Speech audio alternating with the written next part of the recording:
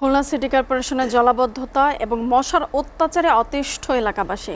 এছাড়াও রয়েছে ড্রেনেজ সমস্যা এবং বর্জ্য সমস্যা। তাই নাগরিক সেবা নিয়ে রয়েছে নানা অসন্তোষ। সেবা প্রদানে সংশ্লিষ্ট কর্তৃপক্ষের সহায়তা প্রত্যাশা করেন সাধারণ মানুষ। দর্শক, এ বিষয়ে বিস্তারিত জানাতে যুক্ত হচ্ছেন সহকর্মী রকিবুল ইসলাম মতি। সিটি কর্পোরেশনের নাগরিক সেবায় তো নানা সমস্যা দেখা দিয়েছে, তো এখনো পর্যন্ত সংশ্লিষ্ট কর্তৃপক্ষ কোনো উদ্যোগ নিয়েছে কিনা? মুনিয়া মুনিয়া, আমি আপনাকে জানিয়ে রাখি যে জেলা জেলার যে প্রশাসকের দায়িত্ব নেওয়ার পর থেকে তিনি নজরুল ইসলাম মঞ্জু তার যে কর্মকাণ্ড সেটি কিন্তু আমরা দেখতে পাচ্ছি, এবং তিনি কিন্তু সকাল থেকে শুরু করে এবং রাত পর্যন্ত কিন্তু সিটি কর্পোরেশনের যে নাগরিক সেবা সেই সেবা দেওয়ার জন্য কিন্তু তিনি কাজ করছেন। এবং আমরা এখন হচ্ছে খালিশপুর অঞ্চলে তিনি এসেছেন, এখানে যে একটি পৌরসভা রয়েছে সেই পৌরসভার সে ভিজিট করতে এসেছেন, এবং এখানকার যারা যারা রয়েছে তাদের সাথে তিনি এইসব বিষয় নিয়ে কিছু সমস্যা সেইসব বিষয় নিয়ে তিনি কথা বলবেন। আমরা একটু তার সাথে কথা বলতে চাই, তিনি আসলে এই বিষয়গুলো কিভাবে দেখছেন এবং এই যে নগরের যে চ্যালেঞ্জ গুলো রয়েছে সেই চ্যালেঞ্জ গুলো তিনি কিভাবে মোকাবেলা করে। আমরা একটু নজরুল ইসলাম বিভাগে সেই বিষয়ে কথা বলতে চাই। ধন্যবাদ। সিটি কর্পোরেশনের একটি আঞ্চলিক অফিসে আজকে আমরা পরিদর্শনে, যে আঞ্চলিক অফিস খুলনা সিটি কর্পোরেশনের অর্ধেক ওয়ার্ডগুলোতে যারা বিদ্যুতায়ন এবং নাগরিক সেবা দিয়ে থাকে, বিশেষ করে স্যানিটেশন এবং ময়লা আবর্জনা পরিষ্কার এই কাজগুলো আমরা দেখছি যে নাগরিক সেবার জন্য এই প্রতিষ্ঠানটি কতখানি কার্যকর।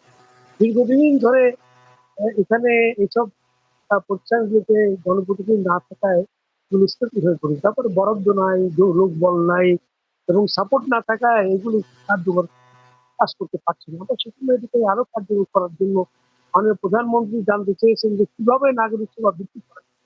আমরা সেই নাগরিক সেবা বৃদ্ধির জন্যই আজকে এই অঞ্চলে আঞ্চলিক অফিসে আমরা বসছি। আমরা জনগণের মতামত দিচ্ছি, আমাদের যারা কাজ করেন তাদের কাছ থেকে জানার চেষ্টা করছি যে তাদের কি ধরনের সাপোর্ট দরকার এবং জনগণের কাজটি করার জন্য যে ধরনের প্রক্রিয়া দরকার সেই প্রক্রিয়ায় আমরা যাবার চেষ্টা করছি। আমরা সেইভাবে নাগরিক সেবা নিশ্চিত করবো ইনশাআল্লাহ। প্রথম দিকে আপনি কোন বিষয়গুলোকে চ্যালেঞ্জ মনে করছেন এবং কোন বিষয়গুলোকে গুরুত্ব দিচ্ছেন আপনি এই সিটি কর্পোরেশনের বসার উপরে? আমরা যেটা চাই যে পরিচ্ছন্ন শহর, যে মশক মুক্ত শহর চাই এবং এই যে আবর্জনা উন্মুক্ত আবর্জনা যেগুলি থাকে এগুলোকে আমরা পরিষ্কার করতে চাই, আমরা ড্রেন পরিষ্কার করতে চাই এবং জলাবদ্ধতা নিরসন করতে চাই।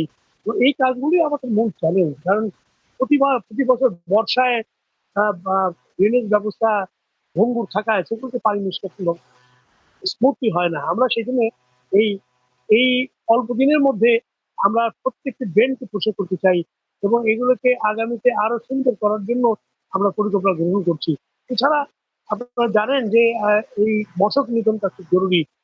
চিকুনগুনিয়া এবং ডেঙ্গু প্রতিরোধের জন্য সরকার এখন থেকে কাজ শুরু করেছেন।